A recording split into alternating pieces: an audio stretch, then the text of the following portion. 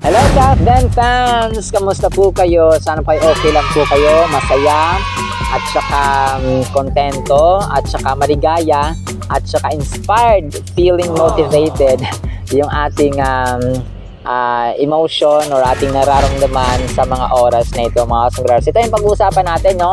Yung mga pwede nating ipangtapat na love teams sa Kathden. Although given na yun at saka aalisin natin sa magiging listahan natin sina Sir Dingdong at Mang Marian kasi ibang level na sila, mga sombreros, at saka mag-asawa na talaga sila in real life. Okay, so ito po mga sombreros yung ating listahan. Una po dito ay Dandria. Although hindi sila nagkakasama sa mga projects, sa mga programs or TV shows, mga sombreros, ay sabi ng ibang netizens, no, marami akong nababasa na kumbaga pa parang pantapat kay Sir Alden, kina Sir Alden at Ma'am Catherine ay sina Daniel at si Ma'am Andrea. Kung kaya Dandria, mga sombreros. Pero meron ding Caldria, no, si Kylie Chari at saka si Ma'am Andrea. Pero yun nga, comment po kayo, mga sombreros. Ito healthy competition lang po ito. Healthy suggestion, at saka kung meron kayong comment na negative ay okay lang po, pag positive ay okay rin po, mga sombreros. Tapos next na panlaban natin or pantapat sa Kathden Love Team, mga sombreros, ay Josh Lia, sina Sir Joshua Garcia at saka Julia Barreto. Okay, anong sa inyo dito, mga sombreros, no? Kasi although si Ma'am Julia ay kapartner niya si Sir Gerald in real life, ay pinagtatambal din kasi sila sa mga TV shows, mga sombreros, at saka movies din po, mga sombreros. Tapos susunod natin dito ay katuwaan lamang po ito, mga sombreros, sa Kim Pao. Si Ma'am Kim Chu at saka si Sir Paulo Avellino. Ano po ang masasabi niyo dito sa tandem na ito? Kaya bang tapatan? Although wala pang movie na magkasama sina Ma'am Kim at saka Sir Paulo Avellino, meron sila mga TV shows, of course, yung Linlang at saka What's Wrong with Secretary Kim. Wala na kasi yung Jaden, no? Wala rin yung Lisken. Parang hindi na rin sila nagpaparamdam. So parang inisip ng maraming tao na break na rin sina Ma'am Liza Soberano at saka si Sir Enrique Hill. Tapos syempre yung susunod ay Don Bell, no? Sina Sir Donnie Pangilinan at saka si Ma'am Del Mariano. Ito sila, mga sombreros, ay na-awardan na rin sa Box Office Entertainment Awards or Box Office Entertainment Awards sa GMMSF na Prince and Princess of Philippine Entertainment. So meron na sila napatunayan, and actually parang may mga international shows sila, Don Bell, yung Don Bell, mga sombreros, na recognized din ng buong Asia at ng ibang bansa. So ito parang kumbaga pa ito na yung susunod. Agree ba kayo dyan, mga sombreros? Kasi hiniram na sila ng Box Office Entertainment na Prince and Princess of Philippine Entertainment. So parang kumbaga pa, kasi dati sila Ma'am Kat at saka DJ, Sir DJ, ay parang dito nagsimula. Parang inawardan sila ng unti-unti na Prince and Princess, maging sila Sir Enrique Hill, no? Parang doon nagsimula, mga sombreros, yung kanilang kumbaga pa milestones from one step to another. Nare-recognize sila kung kaya nabibigyan sila ng malalaking projects. Ganun po siya, mga sombreros. And siguro sila na yung susunod, pero comment po kayo kung agree kayo, mga sombreros, na susunod na ang Don Bell. Kasi recently ay merong commercials o endorsements si Ma'am Catherine at saka si Bell. So dalawa sila, mga sombreros, na pants yata yung nakakulay pink or light pink yung kanilang suot. Tapos next na tandem or love team, again healthy competition lang po ito or healthy comparison, mga sombreros. Next, mga sombreros, ay sina Ma'am Francine at saka Seth Fedelin, mga sombreros, na may tandem na Franceth. So medyo nahasa pa yung kanilang acting skill dun sa Dirty Linen, mga sombreros. Next naman ay sina KD Lex, no? Sir KD Estrada at saka Alexa Ilacan. So yung first teleserye po nila ay Pira-Pirasong Pangarap. Ito medyo sila, no? Kasi parang nagsimula yata sila sa PBB, if I'm not mistaken, mga sombreros. So dun po sila unang nakilala. So Kid Lex, no, may potential din itong mga batang ito, mga sombreros. Tapos next is ito, Barda, no? Si Ma'am Barbie at saka si Sir David Licauco, mga sombreros. Comment po kayo, no, anong masasabi niyo po sa Barda Love Team, mga sombreros, na na-recognize sa kanilang performances sa Maria Clara at Ibarra, mga sombreros, bilang Fly at Fidel or Filay, mga sombreros. Ito sila ay marami nang na-inspire sa kanilang dalawa, mga sombreros, at saka na-recognize sila yung ibang mga para mga motif ng ibang mga museum dati, parang ginawang oldies, kasi nga parang sa panahon ng ating mga bayani, at saka lalo po inspired by Maria Clara at Ibarra na show, mga kasombreros. Tapos kung may Barda, meron ding Jack D. Ayan, ito real couple talaga sila, mga kasombreros, real couple. Si Sir Jack Roberto at saka si Ma'am Barbie Forteza. Next na love team, mga kasombreros, na pwede nating pantapat ay Althea. Although ito mga baguhan, mga kasombreros, again, healthy competition at healthy comparison lamang po ito. Sir Allen Ansay at saka Sofia Pablo ng GMA. Ito, mga kasombreros, na bumida na rin sa Love Is, tapos Caught in His Arms, In My Dreams, at saka nasa Open 24/7 din yata sila, kasama si Bossing Vic Soto. Ayan, tapos yung next naman, ito na parangalan na rin sila ng Box Entertainment Awards, mga kasombreros, so Box Office Entertainment Awards. Sina Sir Ruru Madrid at saka Bianca Umali. So si Sir Ruru ay bida sa Black Rider, nakasama naman si Yasi Pressman, mga kasombreros. Ayun, so ang love team nila ay Rubia. Parang kulit, parang kunin yata yung gumawa nito.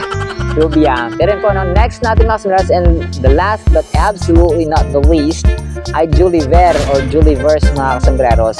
Si Ma'am Julie at saka si Sir Raver Cruz. Actually, pwede na rin ito magpakasal, mga kasombreros, mag-asawa sila kung talagang sila kung plano talaga nila, mga kasombreros. Kasi Ma'am Julie just turned 30 years old, and then si Sir Raver yata is 35 or 36 this year, mga kasombreros. So pwede na po sa edad po, pwede na po, mga kasombreros, sina Ma'am Juliana at saka si Sir Raver Cruz, mga kasombreros. Ano po ang inyong sila nakalimutan ko, sila Sir Ruru Madrid at saka Bianca Umali po ay na-awardan silang most popular love team sa TV ng box office noong ngayon lang, May 2024, mga kasombreros. Kasama sina Sir Alden dun sa awarding ceremony, mga kasombreros. So parang kumaga pa, pero parang wala yata silang parang wala pa silang movie ni Ma'am Bianca Umali.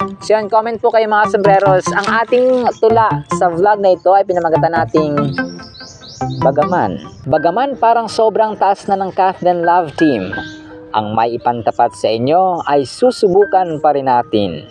Hindi naman siguro masama kung pagtambalin sina Daniel Padilla at Andrea. France ang top 1 most visited country sa buong mundo. Si Atasha mula kay DJ ay bet nyo? Second most visited country naman ang Spain. Paolo Avellino ay may Kim. Nasa third spot ang United States of America.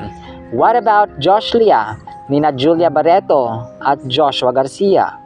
Pang-apat ang bansang China. Don Bell, nina Donnie Pangilinan at Del Mariano ay unti-unti na rin nakikilala. Pang-lima ang Italy. Andyan din sina Francine Diaz at Seth Fedolin. Ika-anim ang bansang Turkey na most visited. May chemistry din ang Kid Lex. Ika-pito ang bansang Mexico. May Barda, nina Barbie at David Licauco, na hindi nagsiselo si Jack Roberto. Sa most visited countries, Thailand naman ang ika-8. Tambalang Althea, nina Allen Ansay at Sofia Pablo. Pang-siyam naman ang bansang Germany. May Rubia pa, nina Ruru Madrid at Bianca Umali. At pang-10 ang United Kingdom. Juliver, nina Raver Cruz at Julian. Kasali pala siya sa female group na Queendom. Ang impormasyong ito ay mula sa Global Immigration Services. Kung may gusto pa kayong idagdag na love team, ay i-comment nyo na please. Nawa po inyo nagustuhan mga sombreros ang ating simpleng tula. At nais ko pong mag-share ng mga verses mga sombreros about po sa hope or pag-asa. Kasi naisip ko, maraming mga tao ngayon na nawawalan ng pag-asa, nade-demotivate, nagkakaroon ng pagkalugmok, at saka ayaw ng, kumbaga pa, parang nawawalan na sila ng reason para gumising sa umaga, para magtrabaho, para magsipag. And ito po, no, pampalakas po ang ating verses bilang about po sa pag-asa or hope. Huwag po tayo mawalan ng pag-asa kasi ang mga taong nawawalan po ng pag-asa, naku, malamang sa malamang ay minsan iba nagpapakamatay, no, nade-depress, nagkakaroon ng anxiety, nawawalan ng gana magtrabaho. Unang verse po natin, tatlo lamang po ito, Hebrews chapter 10 verse 23. Sabi dito, let us hold fast the confession of our hope without wavering, for He who promised is faithful. Ayun, tumpak, ganon mga kasombreros. Faithful ang nag-promise sa atin. Ibig sabihin, tapat po siya mga sombreros. Maraming promises ang Biblia. Kung kaya sabi niya dito, let us hold fast. No? Kailangang panghawakan natin. Kailangang patatagin natin at palakasin natin ang ating pag-asa. At saka yung ating pag-asa mga sombreros ay wala dapat wavering. Hindi siya kumaga pa kung sa alon pa, natatangay ng alon, natatangay ng problema, natatangay ng trials, natatangay ng tests, natatangay ng challenge mga sombreros at saka trials sa buhay. So may mga times na siguro kailangan nating huminto, mag-isip ng plano, mag-isip ng strategy, tapos laban ulit mga sombreros. So ganun po siya. Sabi dito, yung pag-asa dapat natin ay hindi siya natitinag, hindi siya nabubura ng tuluyan mga sombreros. Kasi pag nawala ang pag-asa natin, mawawalan din tayo ng motivation, ng reason para magpatuloy without wavering. Kasi ang nag-promise sa atin, kung kaya sabi ko sa inyo mga sombreros, kapag hindi tayo nagbabasa ng Biblia, hindi natin malalaman yung mga pangako ng Diyos na nakapaloob doon kasi yung love letter niya hindi natin binubuksan. Diba? Parang ganun lang po yung mga sombreros. Kumbaga pa ako sa cellphone, pag hindi mo binuksan yung Facebook mo, pag hindi mo binuksan yung messenger nyo o yung iba nyo pang applications, ay wala kayong malalamang impormasyon. Hindi kayo magiging knowledgeable o hindi nyo malalaman kung ano yung nandun. Not until you open, you read. Siyempre, sa Biblia, iba po. Dapat minabasa natin, minamahal natin, at saka sinusunod natin mga sombreros kasi hindi lamang siya nagtatapos sa pagbabasa. Kaya dito mga sombreros, napakaganda ng salita ng Diyos. It's really life-changing, life-motivating, and kumbaga pa, worth living ang salita ng Diyos mga sombreros kasi dito talaga mababago ang perception mo. Napakahalaga na ang tao ay may kaalaman. Kasi kung wala kang kaalaman sa Biblia, wala kang kaalaman sa paligid, wala kang kaalaman sa school, wala kang kaalaman sa buhay, ay matitenga ka. No? Kumbaga pa sa iba, ma-left behind ka mga sombreros. Tapos ang next verse po natin ay 1 John 3:3. Sabi dito, and everyone who has this hope, yung hope natin si God, in Him purifies himself. Grabe, no? Yung isa pala sa napakagandang dulot mga sombreros ng meron tayong pag-asa sa Diyos or we put our trust in the hope to Jesus is that He purifies ourselves. Okay?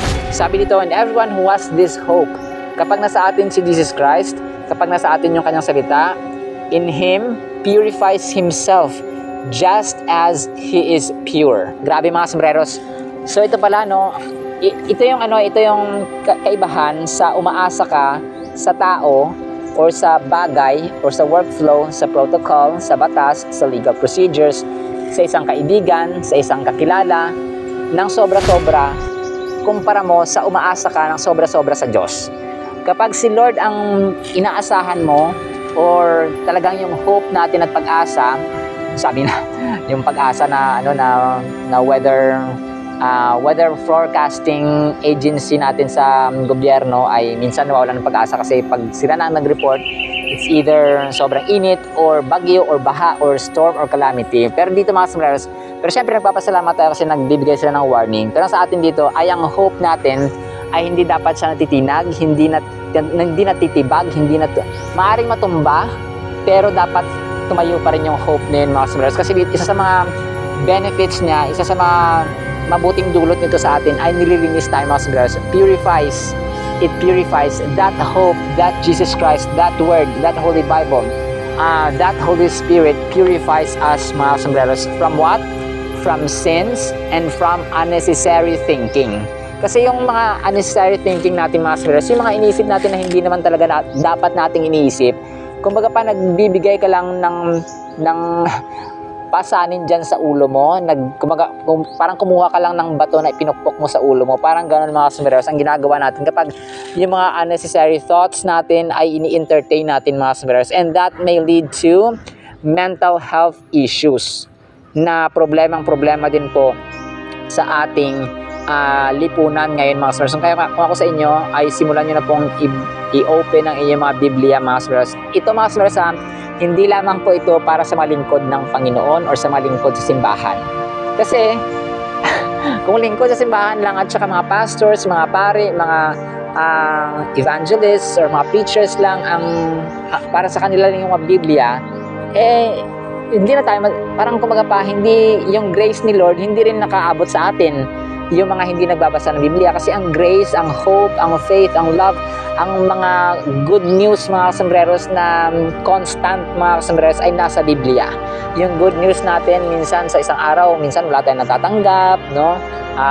Puro tayo problema sa isang araw, pero ang Biblia mga kasombreros, there are thousands and thousands of promises and good news mga kasombreros. And to tell you, sabi nga is almost half of the Bible contains promises of God. And sabi dito, sabi natin kanina, no, sa Hebrews 10:23, God is faithful. The one who promised is faithful. Yung tayo, di ba, yung definition natin ng faithful na tao, kapag hindi siya nag-anap ng iba, kontento na siya, tama naman po yun. Pero, imagine mo, millionth time, gazillion time mga sombreros, ang pagiging faithful ng Diyos sa ating mga buhay. Last verse po natin is 1 Corinthians chapter 13:13. Ito isa kumbaga pa pillars of the Holy Bible mga sombreros. Kung kaya ito yung nilalagay ko sa at the end of our vlog, yung faith, hope, and love. Sabi dito 1 Corinthians 13:13, and now abide faith, hope, love, these three. But the greatest of these is love. Ayun, grabe mga sombreros, no? I'm actually reading New King James Version. So, sorry po, hindi ko po nasabi kanina. Itong tatlo to mga sombreros, faith, hope, and love. Kapag ang pag-asa nawala, kapag ang pananampalataya natin sa Diyos nawala, kapag yung dalawang ito nawala, pero nandito ang love, susunod pa rin yung dalawang ito mga sombreros. Pero hindi sila dapat paghiwalayin. Greatest lang or pinakamataas na level ang love mga sombreros, pero imagine niyo nakasama talaga dito yung love, no? Hindi na sinama dito yung joy, yung gentleness, yung holiness, yung mga yung happiness, yung patience, yung kindness, yung goodness, yung generosity, yung kumbaga pa politeness, yung courteousness. Hindi yun sinama mga sombreros yung ito sinama talaga dito, no? Yung tatlong to dapat manatili, no? Abide, dapat manatili ito sa buhay ng tao.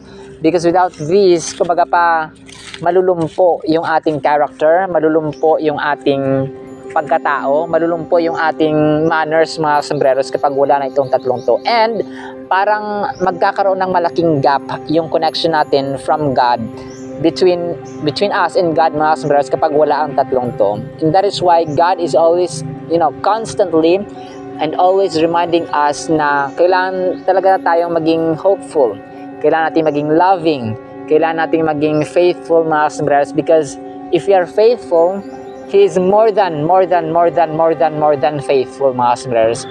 Sabi nga dun sa Timothy na verse, if we were faithless, God remains faithful. So in times na wala na tayong pananampalataya, no, hindi na tayo faithful sa Kanya, unfaithful at saka faithless na tayo mga sombreros, God remains faithful. And how do you imagine that?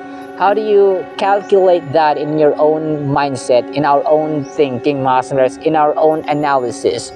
Di ba? Parang hindi mo kayang explain, hindi mo kayang kumbaga pa i-rewrite, isulat mga sombreros yung goodness yung pag-ibig, kadakilaan, at ang kumbaga pa yung patience ng Diyos sa atin, hindi kaya ng patience ng level ng tao. Kahit na pinakamabait na tao ka pa sa buong mundo. His patience, His endurance, kumbaga pa yung pagtitiis niya mga sombreros, ay hindi siya level na kayang tumbasan ng tao.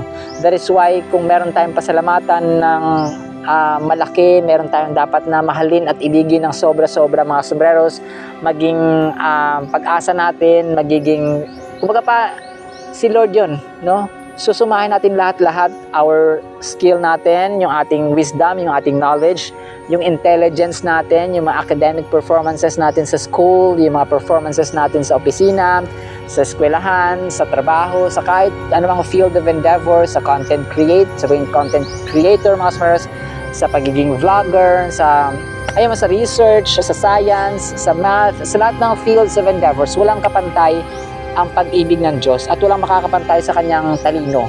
Okay? Walang makapagpantay sa, ika-counsel kita ngayon, ika-guidance kita ngayon, tuturuan kita. No. Nobody and no one can teach and counsel God because He alone created wisdom. He alone made the universe and the earth, the soil, the waters, the mountains, every single thing that we see, we enjoy, and they were made possible by just the Word of God because He is faithful. No? Kung wala siya, wala ang lahat-lahat. Even us, wala tayo kung wala siya, mga sombreros. No? Sorry po, medyo napahaba ang ating salita ng Diyos, mga sos. Pero maraming salamat po. Yan po, sana po ay na-inspired kayo. Naging hopeful tayo ulit, no? Nagkaroon ulit tayo ng pag-asa na mabuhay at magkaroon ulit ng reason, mga sombreros, para magkaroon pa ng dahilan, ng purpose ang ating buhay. Why we need to wake up and work and dream dreams, mga sombreros, bigger dreams, bigger plans, and hope things to see, because faith, it is impossible to please God without that, no? Without that ingredient ng ating buhay, without that character, without that spirit of faith sa ating buhay, mga sombreros. Kung kaya maraming salamat po sa mga nakaka-appreciate ng ating word, ng word pala ni Lord, mga sombreros. I'm just an instrument. Kumaga pa, natutuwa tayo na merong Kathden, pero mas natutuwa tayo kapag merong salita ng Diyos, because Kathden Love Team is also an instrument of God, that they may become a blessing to people, mga sombreros, lalo po sa mga content creators na gaya po natin. Nawa po appreciate niyo po ang ating content ngayon. Maraming salamat sa mga sumusubaybay. Maraming salamat po, mga sombreros at saka Kathden fans, sa mga nagko-comment, hindi lamang dito sa bansa, kundi maging sa buong mundo, sa Denmark, sa Nigeria, may mga nagko-comment sa Africa, sa Australia, sa Italy, meron din po sa Spain, sa Hong Kong, sa Singapore, sa Malaysia, sa Thailand. Mga sombreros, maraming salamat po. Talagang worldwide phenomenon ng Kathden. Marami pa yun. Sa France, meron din po pala sa France, sa Germany, sa Norway, sa Finland. Maraming salamat po. Halos lahat na ng bansa, no? Nakikinood at saka nakikikilig, mga kasombreros, sa Kathden Love Team. Maraming salamat po. Hindi ko man mabanggit ang mga bansa na talagang nag-subscribe at saka nag-comment, mga sombreros. Ako po ay nagpapasalamat ng lubos-lubos. Nag-aantay na ako ng mga magko-comment from Antarctica at saka Arctic Pole, mga sombreros. Joke lang po. Pero yun po, maraming salamat po. Hindi ko man malista ang lahat ng mga bansa dito, pero I know that God is with you and He will bless you and your whole and entire family, mga sombreros. Maraming salamat po. And sa mga gusto po matuto pala ng vocabulary terms, English vocabulary natin, mga sombreros, I can follow my TikTok account at Kasombraron2023. At sa Facebook din po, mga sombreros, na mga katuwaan din po ang binavlog natin doon. So maraming salamat po, and see you sa next segment. Bye-bye. Paalam po. Paalam. Bye-bye. Bye-bye. Bye-bye, Kasombreros and Kathden fans. Bye-bye. Bye-bye. Bye-bye po. Bye-bye. Bye-bye.